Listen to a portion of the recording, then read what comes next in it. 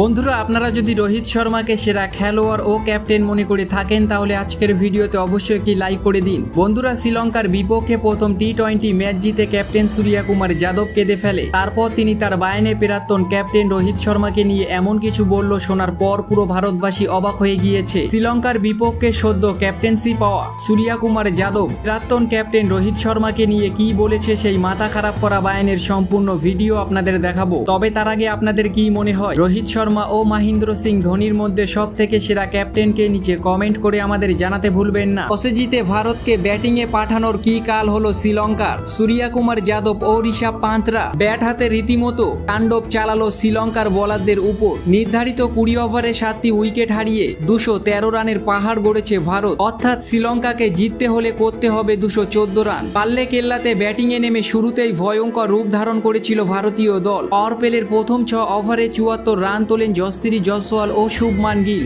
দু বলে দুজনকে ফিরিয়ে অবশ্যই কিছুটা লড়াইয়ে ফেরে শ্রীলঙ্কা, কিন্তু এরপর সূর্যকুমার যাদব ও ঋষভ পান্তের সামনে দাঁড়াতে পারেনি শ্রীলঙ্কার কোনো বোলার। যশস্বী জয়সওয়াল 21 বলে 40 রান করেছিল, আর শুভমান গিল 16 বলে 34 রান করে আউট হন। তবে এরপর 22 বলে হাফ সেঞ্চুরি পূরণ করেন সূর্যকুমার যাদব। ভারতের নতুন অধিনায়ক 26 বলে 8টি 4 ও 2টি ছক্কার বিনিময়ে 58 রান করেছিল। ঋষভ পান্তের ব্যাট থেকে 33 বলে 49 রান আসে। মাতিসা পাতিরানা শেষের দিকে বেশ কয়েকটি উইকেট তুলে নিয়েছিল, তবে 4টি উইকেট শিকার করেন 40 রান দিয়ে। নির্ধারিত 20 ওভারে 7টি উইকেট হারিয়ে 213 রান করে ভারতীয় দল। অর্থাৎ শ্রীলঙ্কাকে জিততে হলে 214 রান করতে হবে, আর ভারতীয় দল এই রোমাঞ্চকর ম্যাচটি দুর্দান্তভাবে জয় করে নেয়। বন্ধুরা, শ্রীলঙ্কাকে হারিয়ে ভারতীয় দলের নতুন অধিনায়ক সূর্যকুমার যাদব কেঁদে ফেলে। তারপর তিনি তার বায়ানে রোহিত শর্মাকে নিয়ে মাথা খারাপ করা বায়ান দিয়েছেন। তিনি তার বায়ানে বলেছেন, আজকের ম্যাচের কথা আমি কোনোদিন ভুলতে পারবো না। আমি শ্রীলঙ্কার বিপক্ষে অধিনায়কত্ব করার সুযোগ পেয়েছি এবং আমি সফল হয়েছি আমাদের দলের সকল খেলোয়াড়দের জন্য।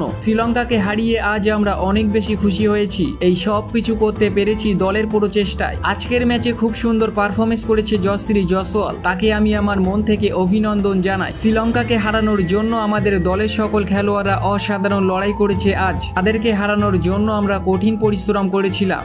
আমি চাই এই সিরিজটি আমরা 3-0-তে জিততে। তারপর তিনি তার বায়ানে বলেছেন, আজকের ম্যাচে যদি ক্যাপ্টেন রোহিত শর্মা থাকতো তাহলে আরো ভালো লাগতো, কারণ তিনি একজন সিনিয়র খেলোয়াড়। তার সঙ্গে খেলার মজাটা অন্যরকম। টি-20তে তার সঙ্গে আর কোনোদিন আমরা খেলতে পারবো না। যদি কোনোদিন সুযোগ পাই তাহলে ওয়ানডে ম্যাচে রোহিত শর্মার নেতৃত্বে আমি খেলবো এবং অনেক কিছু শিখবো তার কাছ থেকে। তো বন্ধুরা, আপনাদের কেমন লাগলো ভারতীয় দলের নতুন অধিনায়ক সূর্যকুমার যাদবের এই বায়ান? নিচে কমেন্ট করে আমাদের জানাতে ভুলবেন না।